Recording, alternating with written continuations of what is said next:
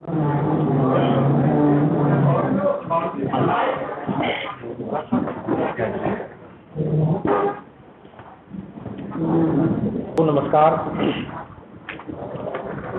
लगातार असफलता के बाद, बार बार लॉन्च होने के बावजूद, फेल होने के बाद राहुल गांधी का प्रतिपक्ष के नेता के रूप में जो कल संसद में उन्होंने पहला उद्बोधन दिया है, उसमें झूठ, निराशा और तथ्यहीन बातों से भरा हुआ उनका उद्बोधन था। इतना ही नहीं, उनका अपने भाषण के दौरान आचरण भी संसदीय गरिमा के अनुरूप बिल्कुल नहीं था। लोकसभा महामहिम राष्ट्रपति के अभिभाषण पर राहुल गांधी ने उस बाबत औपचारिकता बस एक भी शब्द नहीं बोला। सदन में राहुल गांधी ने न केवल झूठ बोला, बल्कि कांग्रेस के वरिष्ठ नेताओं को राहुल का ज्ञानवर्धन करना चाहिए और समझाना चाहिए कि भारत की संसदीय गरिमा को कम ना करें। श्री राहुल गांधी ने अपने भाषण में न केवल हिंदुओं का घोर अपमान किया,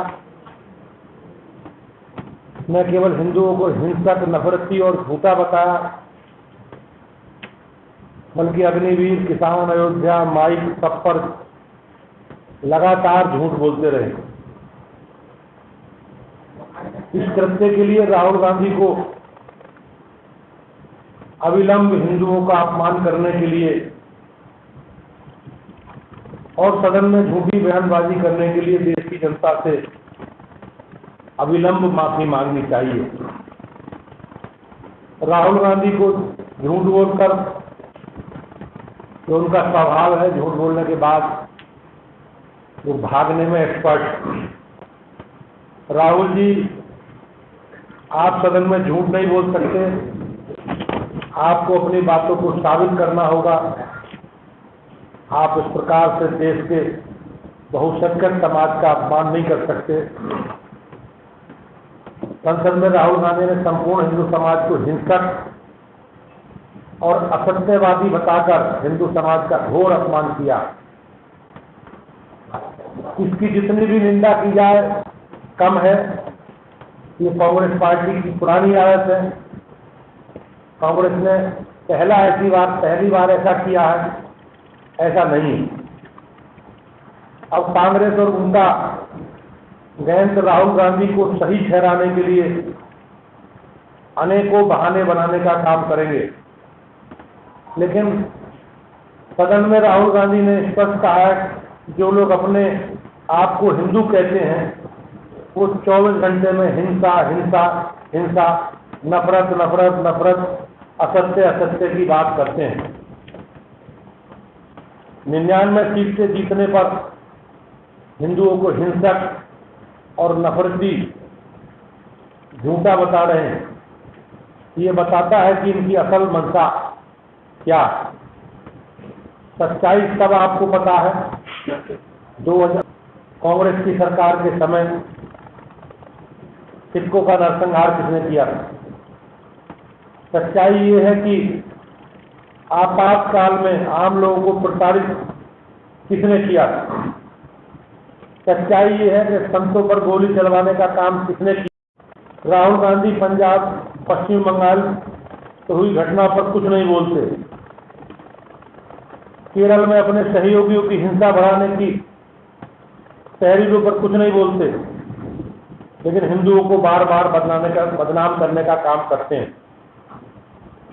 उन्हीं की सरकार के समय 2010 में तत्कालीन गृह मंत्री पी चिदम्बरम ने हिंदुओं को आतंकवादी कहा था। 2013 में पूर्व गृह मंत्री सुशील कुमार शिंदे ने भी हिंदुओं को आतंकवादी बताया। 2021 में राहुल गांधी ने कहा था कि हिंदुत्ववादियों को देश से बाहर निकालने को कहा और आज संपूर्ण हिंदुओं को असत्य और हिंसक कह रहे हैं। राहुल गांधी ने पहले भी कहा था कि मंदिर जाने वाले किस प्रकार का व्यवहार करते हैं। राहुल गांधी ने नेता प्रतिपक्ष की गरिमा को नीचा और कमजोर करने का काम किया। समूचा देश राहुल गांधी के इस प्रकार की बयानबाजी से दुखी है और इस बयान की जितनी निंदा की जाए उतनी कम है। हिंदुओं को हिंसक और असत्यवादी बताना, संसद की बहस के दौरान और ईश्वर के चित्रों को सामने रखना और राजनीति को इससे जोड़ना एक नेता प्रतिपक्ष को शोभा नहीं देता। 20 जनवरी 2013 को यूपीए सरकार में तत्कालीन गृह मंत्री सुशील कुमार शिंदे ने जयपुर में यह कहा था कि भाजपा और आरएसएस की तरफ से हिंसक गतिविधि और ट्रेनिंग कैंप चला जा रहे हैं। सदन के पटल पर जब उनसे इस विषय पर सवाल पूछा गया तो 20 फरवरी 2013 को सुशील शिंदे ने खेद व्यक्त किया था।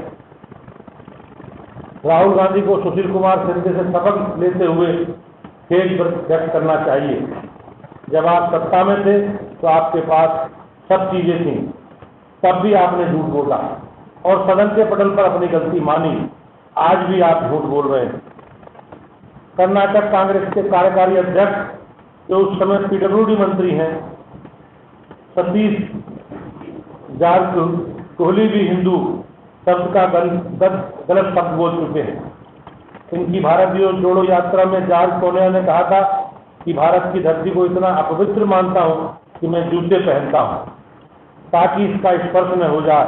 उनके गठबंधन के लोगों ने हिंदू धर्म के नाश के लिए उसकी तुलना कोरोना जैसे वायरस से की है।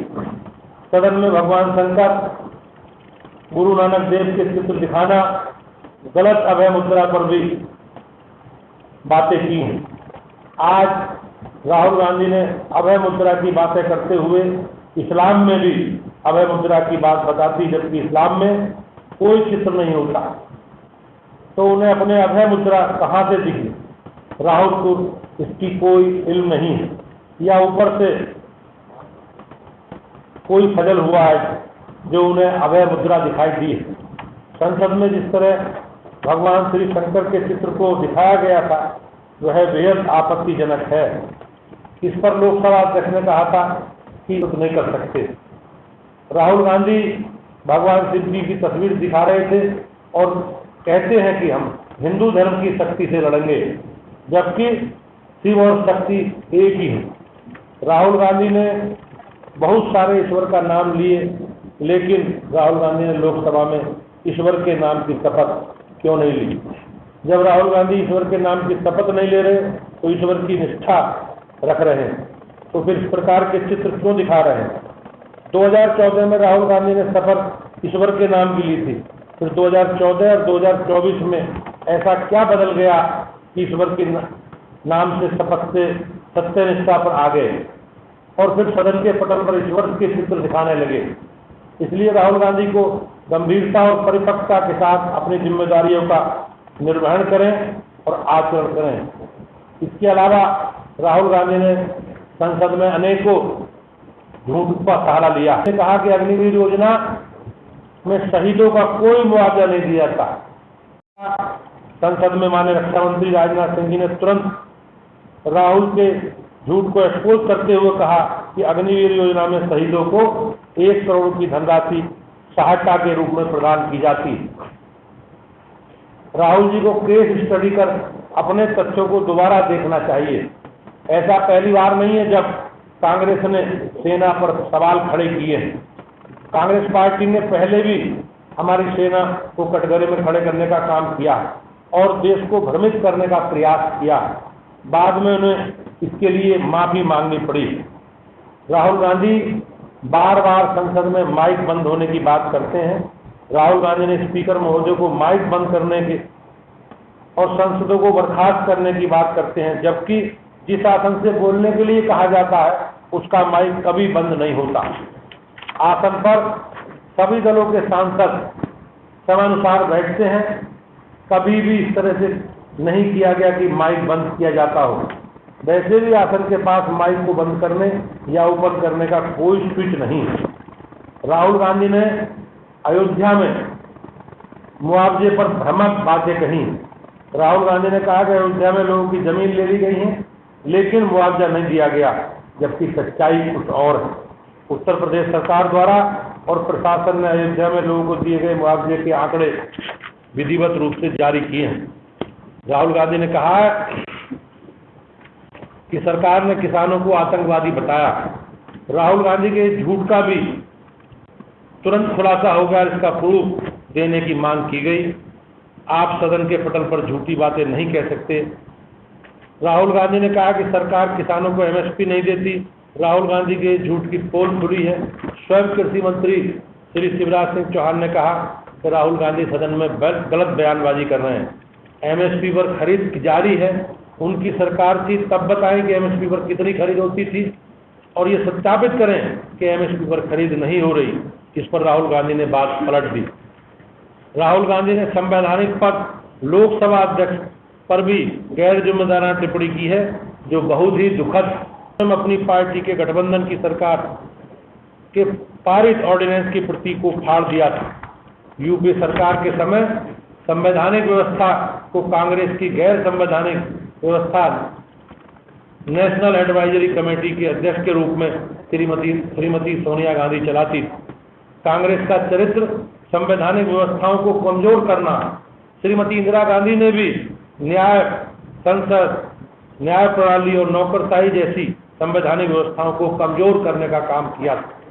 राहुल गांधी भारतीय संस्कृति के अनुरूप किए गए व्यवहार को नहीं समझ पाते, क्योंकि उन्हें कोई हमारी संस्कृति के बारे में जानकारी नहीं। 2004 में जब राहुल गांधी किसी दायित्व पद पर नहीं थे तो उनके व्यवहार में नाटकीय और मजाक झलकता था, लेकिन आज राहुल गांधी लोकसभा में प्रतिपक्ष के नेता हैं। सबसे बड़ी पार्टी के, सत्ता पक्ष के बाद सबसे बड़ी पार्टी के नेता और एक संवैधानिक पद पर। तो हम लोग उनसे उम्मीद कर रहे हैं कि वो परिपक्वता के साथ अपने व्यवहार और आचरण में सकारात्मक बदलाव लाएंगे। राहुल गांधी के भाषण के दौरान जो हमने देखा, बार बार पीठासीन अधिकारी की कुर्सी से उन्हें बोला गया कि आप अपने बात करते समय तर्क और पीठ स्पीकर की तरफ न करें, क्योंकि नियमानुसार कोई सांसद सदन में बोलता है तो उसकी पीठ पीठासीन अधिकारी की तरफ नहीं होनी चाहिए। बहस का लेवल इस तरह गिर गया है कि आज से पहले किसी ने इसके बारे में नहीं सोचा होगा। श्री अटल बिहारी वाजपेयी, श्री लालकृष्ण आडवाणी जी, श्री जॉर्ज फर्नांडिस, श्री प्रणब मुखर्जी से नए सांसद बहुत कुछ सीखते हैं, लेकिन राहुल गांधी के नेता प्रतिपक्ष होते हुए भी सांसदों के पास सीखने के लिए कुछ बचा नहीं। पहले सत्र में वरिष्ठ सांसदों से सीखते हैं, लेकिन 282 नए सांसदों को अपने पहले सत्र में उचित माहौल देखने को नहीं मिला। राहुल गांधी ने संसदीय लोकतंत्र के स्तर को पूरी तरह से गिराने का काम किया है। संसद किसी नेता या किसी परिवार से नहीं, अपितु व्यवहार और नियम से चलती है। इस प्रकार का व्यवहार, इस प्रकार का राहुल गांधी का बयानबाजी का निश्चित रूप से हमारे लिए, हमारी परंपराओं के लिए, संसद के लिए और उनकी जो गरिमा है, उन गरिमा को नुकसान पहुंचाने वाला है। धन्यवाद। लोकसभा की कार्रवाई के दौरान राहुल गांधी नेता प्रतिपक्ष का बयान जो सामने आया है, उसको लेके कहीं ना कहीं भारतीय जनता पार्टी जो है वो हमलावर है और कह रही है कि हिंदुओं का अपमान हुआ है। तमाम लोग भारतीय जनता पार्टी से हमारे साथ शामिल हैं। सर, क्या नाम है सर? मैं रामचंद्र प्रधान, सदस्य विधान परिषद MLC हूँ जी। और जो कल राहुल गांधी ने जो कृत्य किया, जिस तरह का भाषण बयान दिया, वो यहाँ के बहुसंख्यक हिंदू समाज को अपमानित करने का काम किया। इसके लिए राहुल गांधी को पूरे देश के हिंदुओं से नहीं बल्कि पूरे दुनिया के करोड़ों हिंदुओं से उनको क्षमा मांगनी चाहिए। सर, अग्निवीर और किसानों का भी मुद्दा उठाया है राहुल गांधी ने, कैसे देखते हैं और क्या कहेंगे आप? देखिए, अग्निवीर और ये जो भी कुछ उससे मुद्दा उनके पास है, उनके पास कोई मुद्दा नहीं है। उन राहुल गांधी का सिर्फ एक ही मुद्दा है कि वो किसी तरह से लोकसभा के सदन को डिस्टर्ब करने का मकसद है, बाकी उनका कोई मकसद नहीं। सर, आप कह रहे हैं कि लोकसभा की कार्रवाई को डिस्टर्ब करने का सिर्फ उनके पास एक मुद्दा है, लेकिन दूसरी ओर विपक्ष कह रहा है कि इस बार मजबूती से सदन चलेगा। मजबूती से सदन चला तो रहे हैं, आप भी देख रहे हैं। उनका मकसद सिर्फ लोकसभा को डिस्टर्ब करना है। मोदी जी के किए हुए अच्छे कामों को, जनहित में जो काम किए गए उनको वो पचा नहीं पा रहे हैं, इसलिए वो किसी न किसी मुद्दे पे उलझाए रखना चाहते हैं। ठीक है, बहुत शुक्रिया सर बात करने के लिए। हमारे साथ बात करने के लिए एमएलसी थे। देखिए वो बाहर निकले हैं, तमाम बैठकें चल रही हैं और जिस तरीके से भारतीय जनता पार्टी ने गंभीरता से राहुल गांधी के इन आरोपों को आड़े हाथों लिया है। एक तरफ भारतीय जनता पार्टी के उत्तर प्रदेश अध्यक्ष भूपेंद्र चौधरी ने भी प्रेस वार्ता करके राहुल गांधी के बयानों के ऊपर कटाक्ष करा है और कहीं ना कहीं उनके ऊपर हमलावर भी हैं। और साफ तौर पे भूपेंद्र चौधरी ने यह भी कहा है कि हिंदुओं को अपमानित करा है राहुल गांधी ने, और जो योजनाएं भारतीय जनता पार्टी की तरफ से लाई गई हैं, चाहे अग्निवीर की हो, चाहे एमएसपी का मुद्दा हो, उस पर सरकार पूरी तरीके से खरी उतरी है। जन संदेश टाइम्स के लिए कैमरा पर्सन निशान खान के साथ आकिब मिराज खान, लखनऊ।